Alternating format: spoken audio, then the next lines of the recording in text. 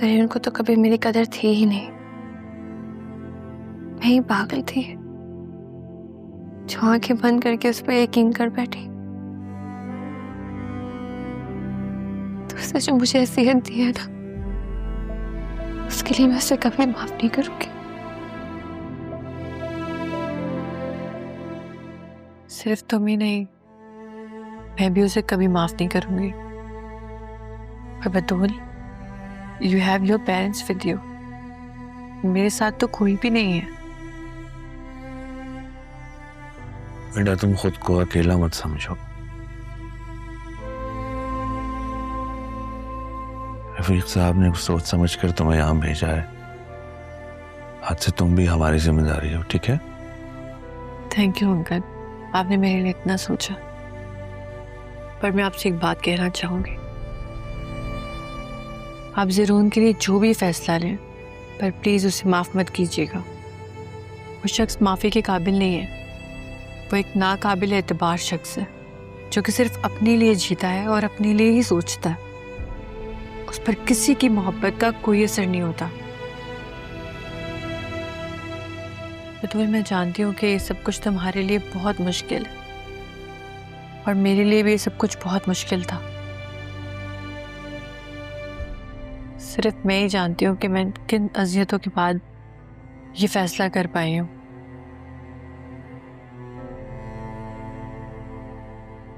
मेरी गाड़ी आ गई है, मुझे चलना होगा। पर बतूल, तुम अपना बहुत ख्याल रखना। अपने आप को कभी अकेला मत समझना। हम सब तुम्हारे साथ। अंकल, मुझे इजाज़त दें। ओके बेटा। फिर मैं चलती हूँ।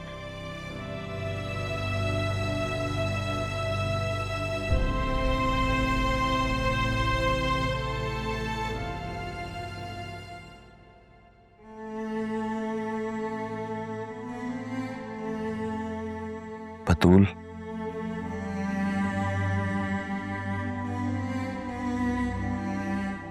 बेटा तुम जो भी फैसला लोगी मैं तुम्हारे साथ हूँ। नहीं पापा, मुझसे नहीं होगा। मैं कोई फैसला नहीं कर पाऊंगी।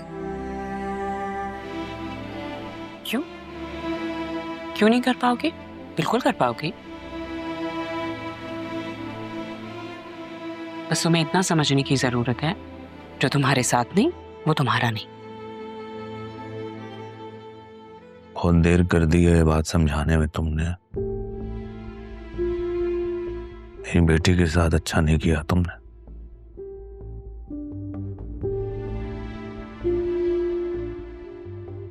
मैं तुमसे और कितनी दफा माफी मांगूं?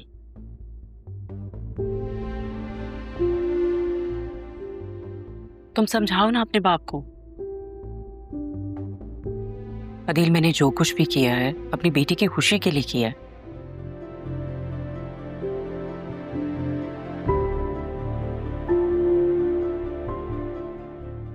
पापा प्लीज ऐसा मत कर। आपसे मैंने पहले भी कहा था कि मामा ने जो कुछ भी किया है वो मेरी वजह से किया। इसकी वजह से भी हुआ है, नाइंसाफी तो हुई है ना।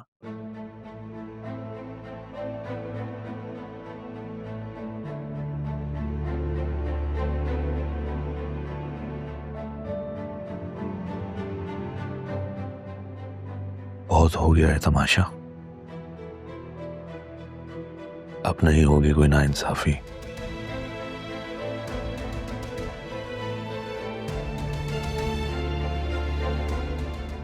तुम्हें हिम्मत दिखानी होगी बेटा। मैं तुम्हारे साथ हूं।